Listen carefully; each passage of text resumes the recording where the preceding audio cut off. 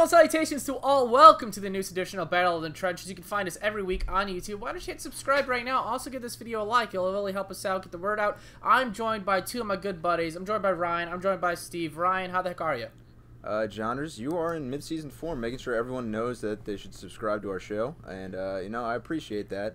And, it's week, 5 now? We're getting in the thick of the football season, so I'm excited to get going on this.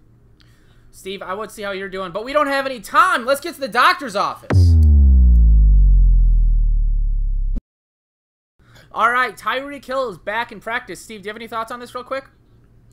It seems like he's coming back a little sooner than I thought he would come back. It's good to have him out there. I don't think he'll play this week, but probably next week. Look to see him out there and look for guys like Mecole Hardman, their value to go way down. Also, Demarcus Robinson.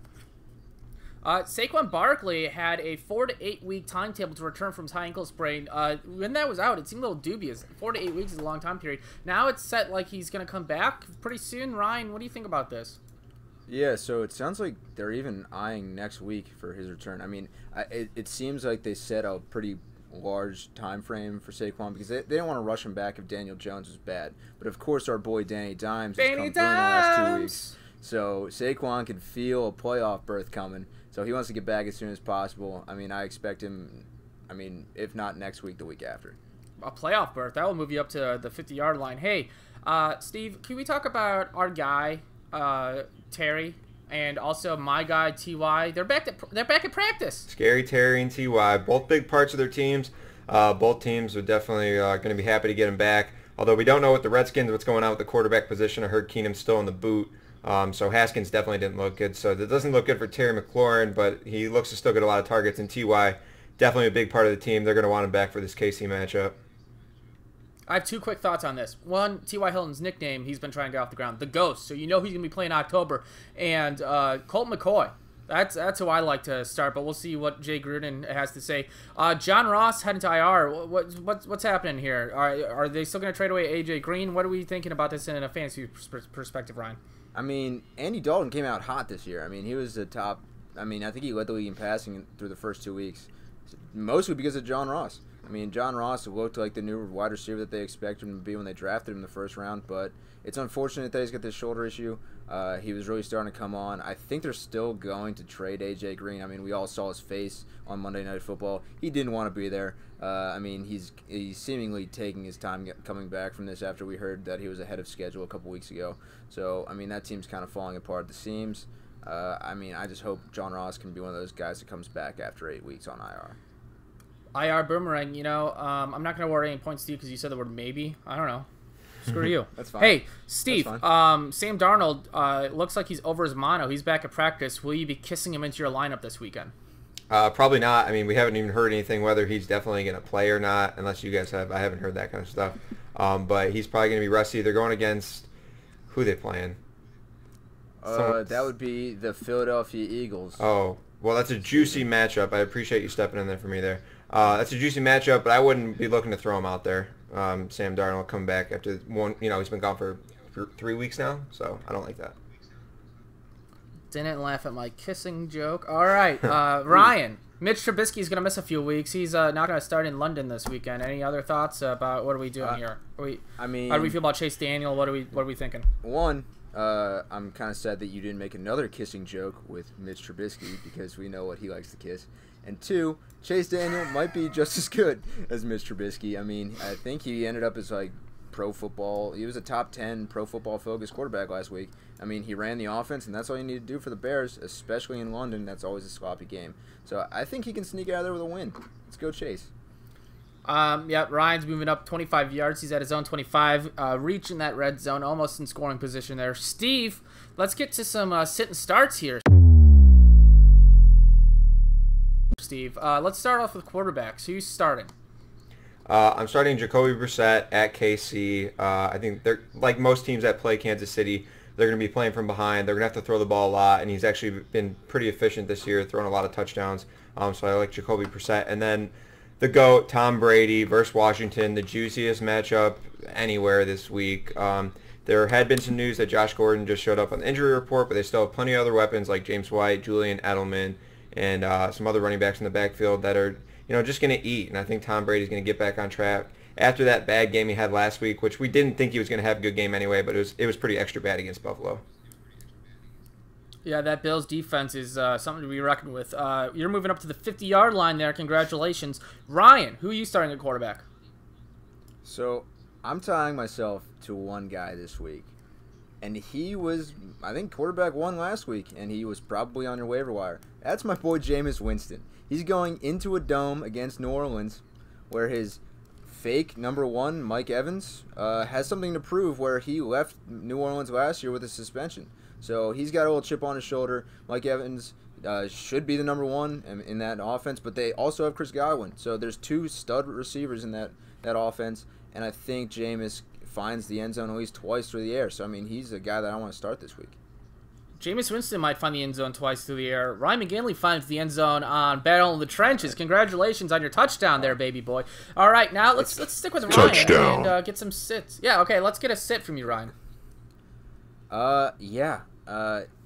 Steve talked about one GOAT. I'm going to talk about another GOAT that I'm sitting this week, and that is Aaron Rodgers against Dallas. I mean, they're without Devontae Adams, so that makes Geronimo Allison the incumbent number 1 going against, Byron Jones, and then you got Chidobe Awuzie against Marquez Valdez-Scantling. Those are a couple name drops for you. But, Rodgers loves winning against Dallas, but, I don't expect big fantasy points out of him. So, I'm sitting the other GOAT in this game.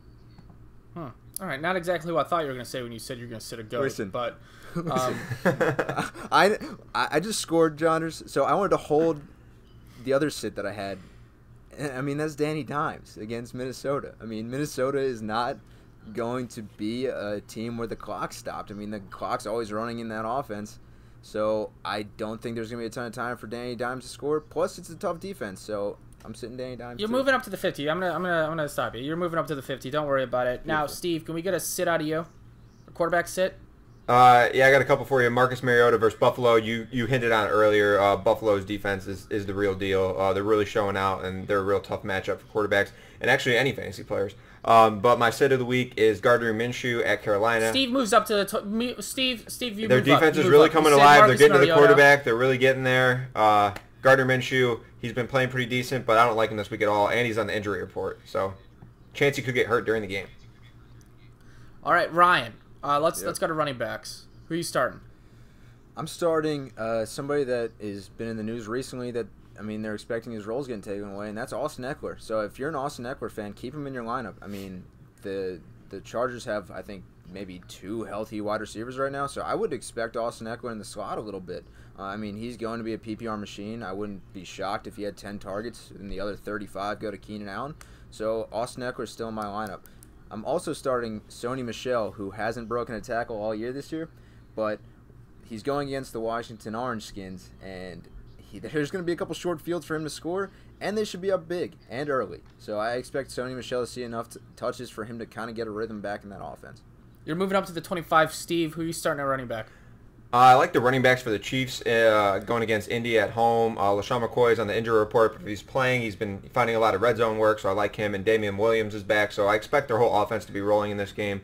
But my start of the week is Joe Mixon versus Arizona. I know he didn't have a great game versus Pittsburgh, but no one really likes primetime games and whatnot. I think it was kind of just a bad situation, and their offense just isn't good. But they're going against Arizona, so as bad as Andy Dalton is and whatnot, he's actually a streamer this week, along with a couple of the receiving weapons like Tyler Boyd and whatnot. But Joe Mixon, I'd be pretty confident putting him in my lineup that he's going to get you 15-plus PPR points. Steve, you find the end zone. Congratulations. Hopefully Joe Mixon also finds the end zone, and LaShawn McCoy does this weekend. Hey, let's go to some sits. Steve, we're going to stick with you. Can you tell us some running backs you're going to sit this week? Even though this guy's been really good and his volume's been going up and up, I'm actually sitting Ronald Jones this week at New Orleans. They really kept the Dallas Cowboys in check last week, especially Ezekiel Elliott, who averaged less than 2 yards a carry. And when you put that with Zeke's name, that just kind of shows, wow, this defensive front must be pretty decent. And then Josh Jacobs versus Chicago in London. I don't like this matchup. Versus Chicago, obviously, they're really stout against the run. And they're playing in London, and they're coming all the way from California, so that's just a really, really bad mix. So I'm definitely sitting Josh Jacobs in my lineup. We're liking it. We're liking it. I'm liking it. We're moving you up to the 50. Ryan, who are we staying away from this weekend at running back? So probably everyone's number one waiver claim, Jordan Howard. I'm sitting Jordan Howard this week just because he's going against the Jets defense that hasn't, in the last 2 weeks against the Browns and the Patriots, they had a bye week, haven't allowed over 70 rush yards total. So I don't like Jordan Howard this week, especially because it's not really his game to get to the second level. He's more of a bruising back. And, I mean, they've got to somehow get Miles Sanders going, so I'm not playing Jordan Howard. And I'm also sitting. Can you give out your address? Can you give out your address for the Philadelphia fans? Listen, as long as the Birds win, no one cares. I mean, Corey Clement could have 30 touches. I don't care. But, yeah, I mean, I'll drop a pin. Hopefully they show up. Maybe they'll bring snacks. But I'm also sitting David Montgomery because he did not look very effective at all last week. I mean, I didn't like what I saw out of him. He got the touches that everybody wanted him to have, but he wasn't any more effective than he was in the first couple games. So I think they're going to go back to Mike Davis, especially with Chase Daniel at the helm. So sit Montgomery against those Oakland Raiders.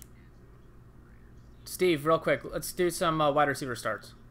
Wide receiver starts. I like Will Fuller versus Atlanta. They're pretty suspect to the pass, and Atlanta's just not as good as we thought they were going to be. So I like Will Fuller this week to connect on one of those deep balls. I think Deshaun Watson gets going with the whole offense. Hopkins is coming out of his shell. So start Will Fuller. And Julian Edelman versus Washington. I touched on Tom Brady earlier, how I think all those weapons are going to eat. And I think Julian Edelman is going to have 10 catches, over 100 yards, and possibly find the end zone. So he's a must-start in any PPR league.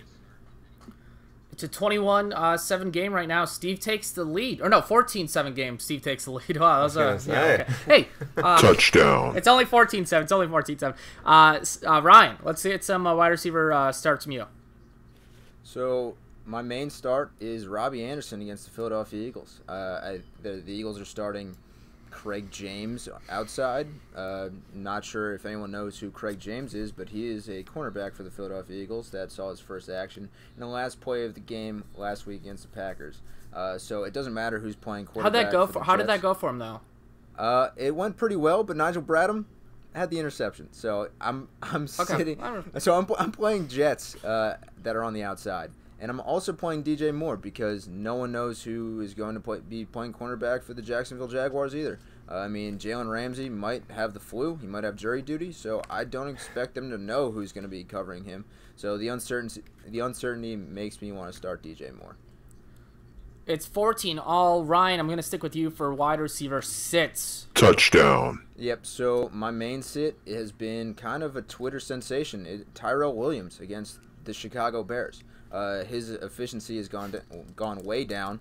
He's got Derek Carr, and the only reason why he's been a top, 24 play is he's scoring touchdowns. I think he had 32 yards last week. So, I mean, I'm not loving Tyrell, especially against that Bears defense. And I'm also sitting any Titan against the Buffalo Bills because, one, don't really love Marcus Mariota as a quarterback.